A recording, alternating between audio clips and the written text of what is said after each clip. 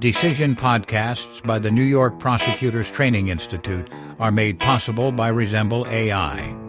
Convert your text to voice at resemble.ai.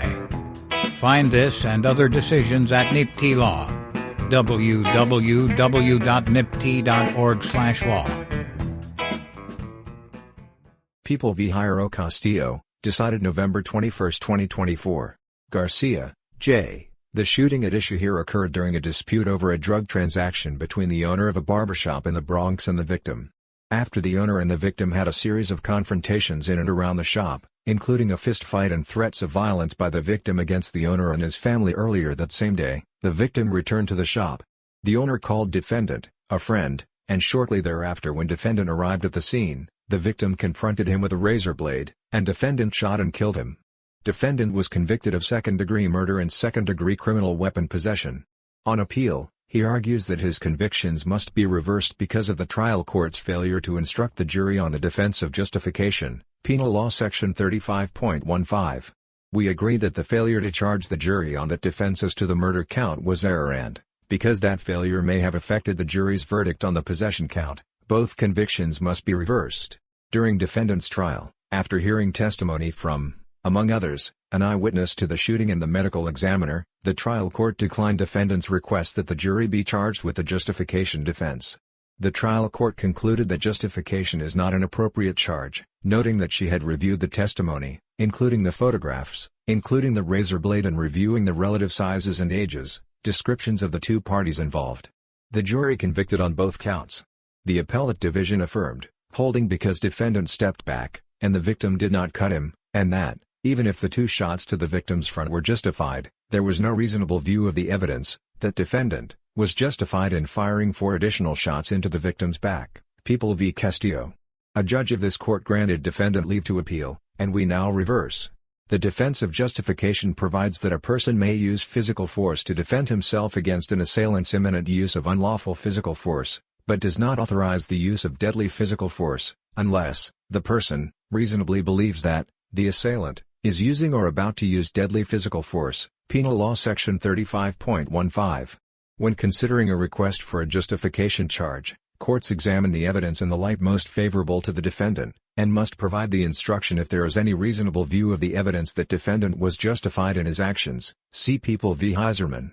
Justification has both a subjective requirement, that defendant actually believed he was threatened with the imminent use of deadly physical force, and an objective requirement, that defendant's reactions were those of a reasonable man acting in self-defense. People v. Collis.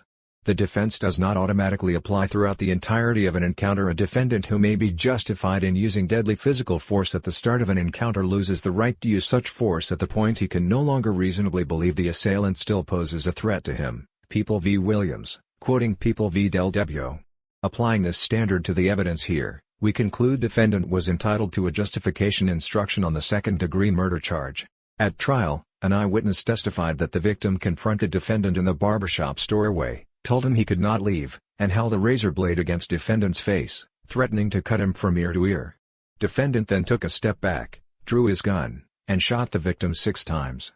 The eyewitness testified that defendant and the victim were facing each other when defendant first fired, but that the victim was facing away from defendant as he continued to fire.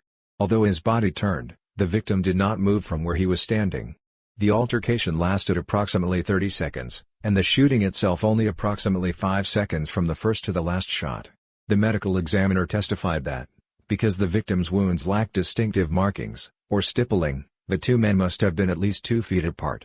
According to the medical examiner, the autopsy showed that 1 bullet entered the victim's side, while another entered his arm, and 4 entered his back. The medical examiner also testified that 3 of the 6 shots would have been fatal, the 1 to the victim's side, and the 2 to the victim's back. When viewed under the appropriate standard, there is a reasonable view of this evidence that defendant was justified in his actions. See Heiserman. It is undisputed that the victim was the initial aggressor and, as the people concede, defendant faced an imminent threat of deadly force at the time the victim held the blade to his face. Despite the appellate division's reasoning to the contrary, that defendant stepped back does not mean he could no longer have reasonably believed the victim still posed a threat to him.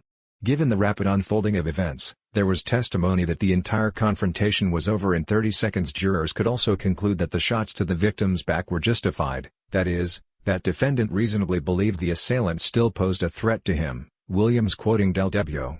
While the victim appears to have turned his body at some point, he remained standing close to defendant, and under the circumstances it would not be unreasonable for defendant to believe the victim continued to pose a threat.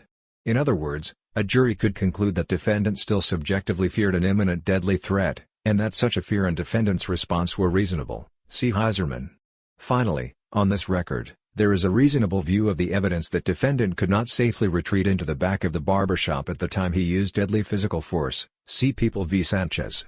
Accordingly, the failure to provide the jury with the justification charge was error, and defendant's murder conviction must be reversed.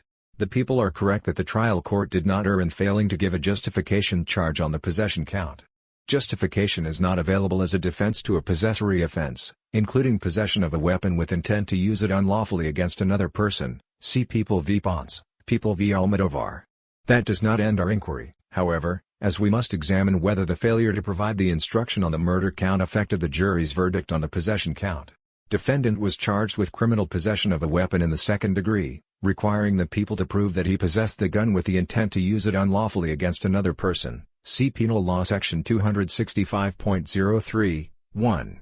The model criminal jury instruction provides that a person acts with intent to use a loaded firearm unlawfully, when his conscious purpose is to use that loaded firearm unlawfully against another, and that intent need only exist at the very moment that a person engages in an unlawful use of the firearm against another. Criminal possession of a weapon in the second degree, loaded firearm, with intent to use unlawfully, Penal Law Section 265.03, 1, b, committed on or after November 1, 1998. But if the jury in this case was properly instructed on justification, it might have concluded that defendant acted lawfully when he shot and killed the victim in self-defense.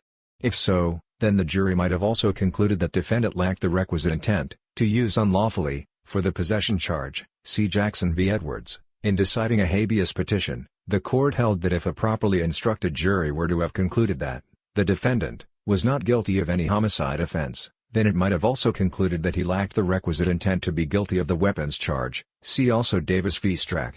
In other words, it is possible the jury here relied solely on evidence of the potentially justified shooting in finding defendant guilty of possession of the weapon with the intent to use it unlawfully. To be clear, a jury finding of justification as to the use of a firearm does not preclude that jury from finding that the defendant nevertheless possessed the weapon with intent to use it unlawfully. See People v. Muhammad. The intent element is satisfied if the defendant intended to use the weapon unlawfully against another at any time during the period of possession. But with respect to the possessory offense, the jury must be instructed that, while justification is not a defense to that crime, in the event the jury finds that the shooting was justified, that lawful use of the weapon cannot be considered as proof of the unlawful intent element of the possession charge. For example, the jury's intent determination may rest on defendant's conduct during the continuum of time that he possessed it prior to the shooting. Bonds. Accordingly, the order of the appellate division should be reversed and a new trial ordered. Order reversed and a new trial ordered. Opinion by Judge Garcia. Chief Judge Wilson and Judges Rivera, Singas, Canataro, Troutman and Halligan concur. Decided November 21, 2024. Decision podcasts by the New York Prosecutors Training Institute are made possible by Resemble AI. Convert your text to voice at resemble.ai. Find this and other decisions at NYPTI Law. www.nypti.org/law